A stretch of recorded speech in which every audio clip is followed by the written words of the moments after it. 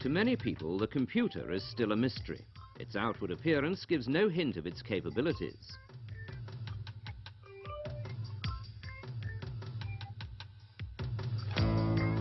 The computer, a tool for the mind that performs miracles which just a few years ago man could only dream of. With the help of computers, teams on the ground control the flight of vehicles in space.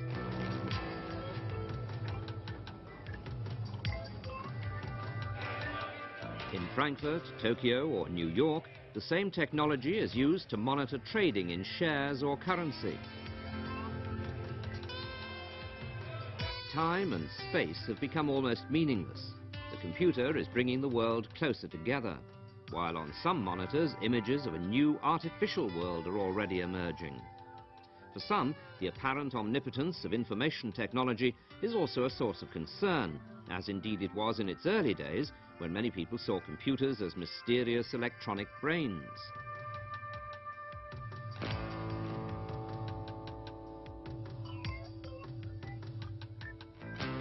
But the man who invented the modern computer wasn't a magician. The first program-controlled computing device was the brainchild of a German engineer, Konrad Zuse.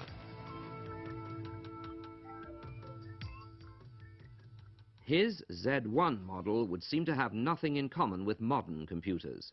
Yet Zuse's invention already used the binary code, a number system with only two symbols, 0 and 1. Zuse thus laid the foundations of modern data processing.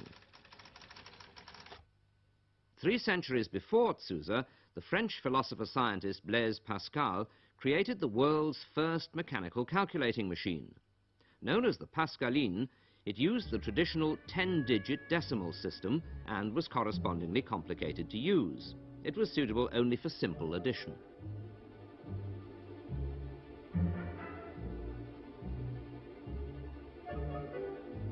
In 1671, the German mathematician Gottfried Wilhelm Leibniz invented a more advanced adding machine. His stepped reckoner could also multiply, divide, and extract square roots, a process it accomplished by a series of additions, similar to that used today in many modern digital computers. Initially, the next stage of development in calculating technology had little to do with numbers.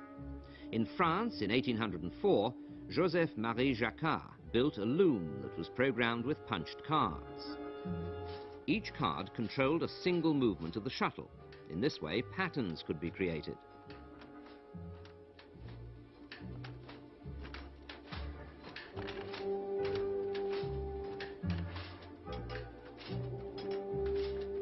In 1890, Hermann Hollerith used the punched card principle to evaluate the results of the census in the United States.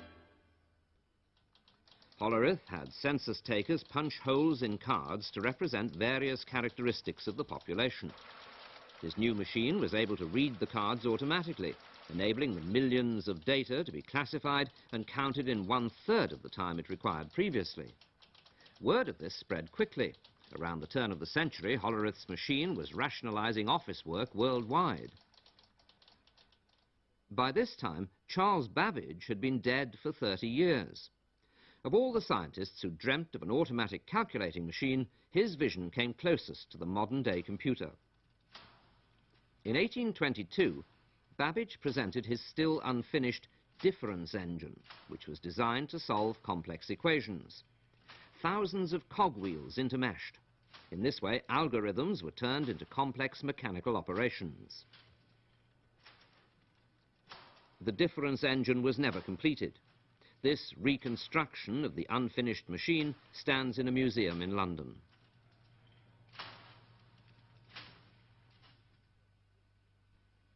In 1833, Babbage had shelved the difference engine. He was now dreaming of an even more complex calculating machine. His new analytical engine was intended to solve not just specific arithmetical tasks, but every conceivable mathematical problem.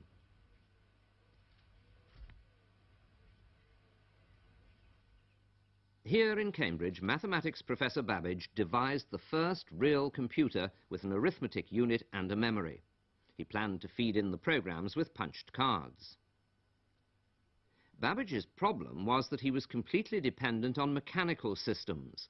At the time, there was nothing else available. But a steam-operated automatic calculator would have weighed several tons, so this idea too came to nothing.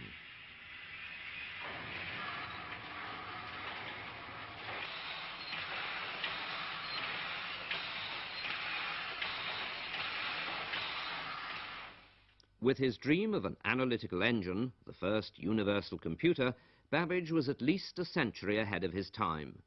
It was only the advent of electrotechnology that gave rise to the direct ancestors of our modern computers.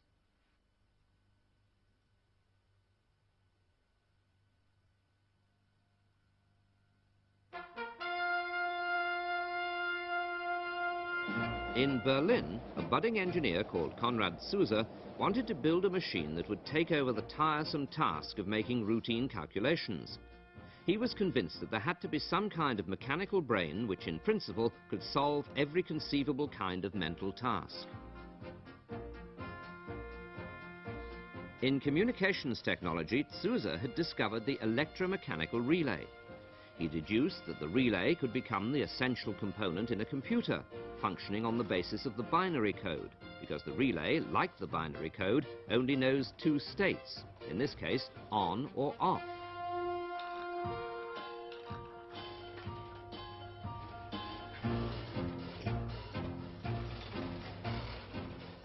Zuse had, in fact, discovered the secret of data processing. An electromechanical calculator can easily process 0 or 1. Current is not flowing or current is flowing. One symbol can denote each of these connection states exactly. In the binary system, 4 symbols can denote up to 16 characters or figures. In other words, 2 to the power of 4, for example, the numbers 0 to 15. In this comparison, the familiar decimal system is at the top of the screen with the binary equivalent below.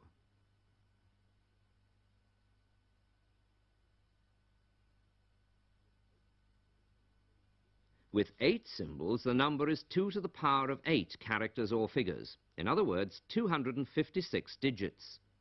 In this way, it's also possible to translate letters and punctuation marks into binary language.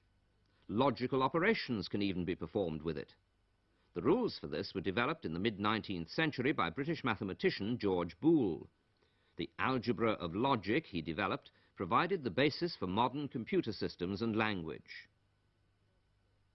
Zuse had never heard of George Boole, but he devised algorithms that closely resemble Boolean algebra. Helped by friends, in Berlin in 1936, Zuse started building his machine. 2 years later, his Z1 had become a 2-meter square monster, the world's first electromechanical program-controlled computer.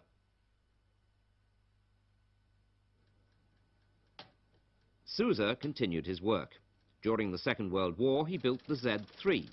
This reconstruction can be seen in the German Museum in Munich. The arithmetic unit consisted of some 2,000 relays. A simple multiplication took 5 seconds.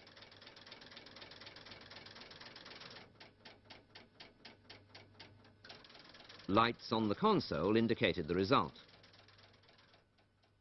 Its successor, the Z4, was used for aerodynamic calculations at the Experimental Center for Aviation Research in Berlin. Arithmetic programs were fed in with a punched strip of film. But the Z4 too remained a prototype. Zuse never received backing from the state. Germany's Nazi government failed to recognize the importance of the computer.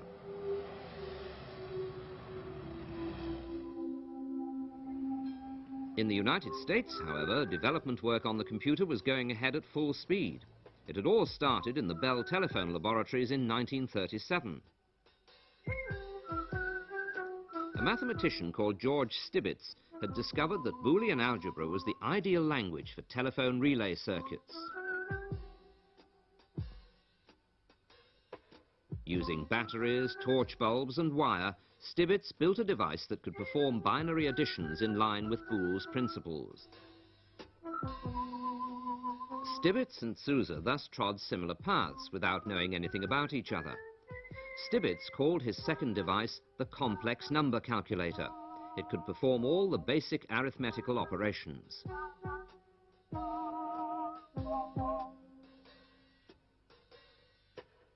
The new thinking device received a lot of attention in the United States. From now on, its development progressed by leaps and bounds. 1943 saw the appearance of Howard Aiken's Mark I. In just one day, it solved ballistic problems for the US Navy that would otherwise have taken 6 months to calculate. Developed in 1945, the ENIAC was 1,000 times faster. It was the first computer with electron tubes, 17,000 of them. But like all its predecessors, the ENIAC still had to be fed with figures. It was unable to process other data and symbols. 50 years later, 1 workplace in every 3 has a personal computer that can do this with ease. The path from a simple calculating machine to an electronic jack-of-all-trades was paved by brilliant theoreticians.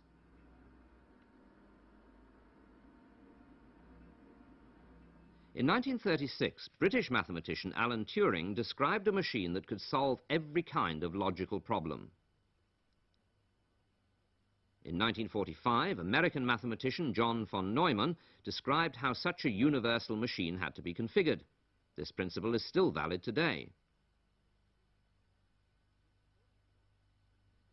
According to Neumann, a computer must always have an arithmetic unit, a control unit for coordinating the functions, a memory, an input unit that converts data into machine-readable symbols, and an output unit for decoding processed data. A system of this kind must also work with binary numbers, function electronically, and perform its operations consecutively.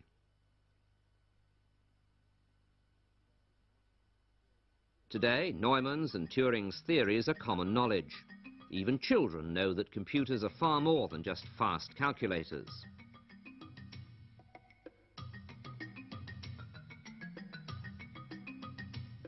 Since the 50s, data processing has made incredible progress, thanks primarily to microelectronics. Reduction of the calculating components began in the 50s with the invention of the electron tube. It was followed a little later by the transistor, which controls current flow in the computer. The transistor led to integrated circuits, which combined several components. Soon, microchips were manufactured in one piece from a silicon wafer. In the 1960s, 10 components could be fitted onto one chip. By 1970, this figure had risen to 1,000. Today, up to 100 million transistors and other components can be assembled on an area of just 1 square centimeter.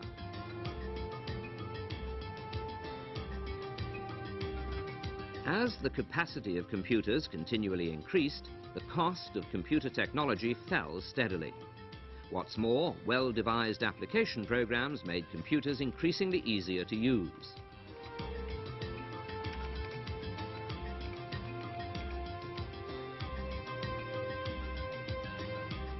No one today has to laboriously feed in commands via punched cards, as was the case not all that long ago. The future will see the emergence of even smaller computers that can be operated by speech or handwriting. Many people are filled with enthusiasm by these examples of electronic progress. Others regard them as the excesses of our information-oriented society. Although he experienced the triumphal advance of the computer, Konrad Zuse was never awarded a patent for it. His role in its development, it was said, was not substantial enough.